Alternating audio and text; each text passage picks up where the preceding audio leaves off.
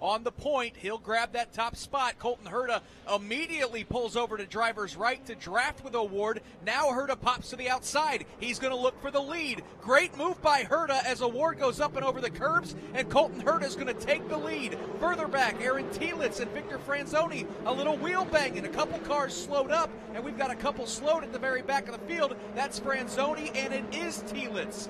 Telitz's car heavily damaged at the exit of turn number 2. The rest of those cars, the 7 of them, though, Jake, make their way through turn number 3. Big winner there. Santi Urrutia moves his way up into the 3rd position. Leaders already around now through turn number 7. It is Colton Herta at the point. He starts to extend now about a 5-car length advantage over Pato Award. And we have a full course yellow as Aaron Telitz's day of redemption ends in turn number 2 with heavy left rear damage as that car is pinned up against the wall. The AMR IndyCar safety team is there.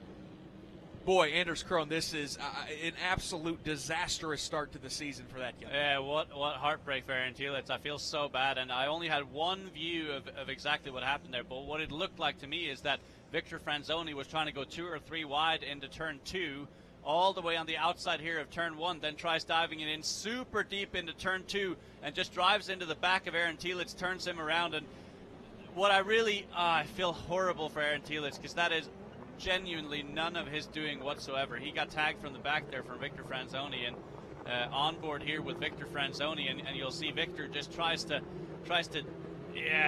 over the curb and then jumps into Aaron Telitz. So yeah, absolutely nothing Aaron Telitz could have done there, and that is heartbreak.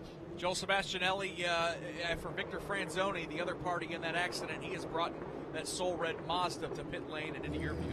Well, the good news for them, they're not going to go a lap down. It doesn't appear as though there's any damage besides a minimal issue with the front wing. So the guys were already raiding with the new front wing. They put it on and away he goes. That was only about a 15-second stop.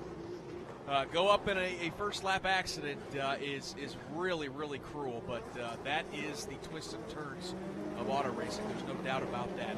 Again, Colton Herta, though, the leader here with a great pass and an interested spectator, and one guy that certainly has a lot of interest in the career of that young man, Colton Herta, standing by with Ryan Marine. Yeah, certainly a vested interest on the point of George Michael Steinbrenner. You were watching that start with the rest of us, and tell us about what was going through your head as your driver and friend, Colton Herta, was able to make that move.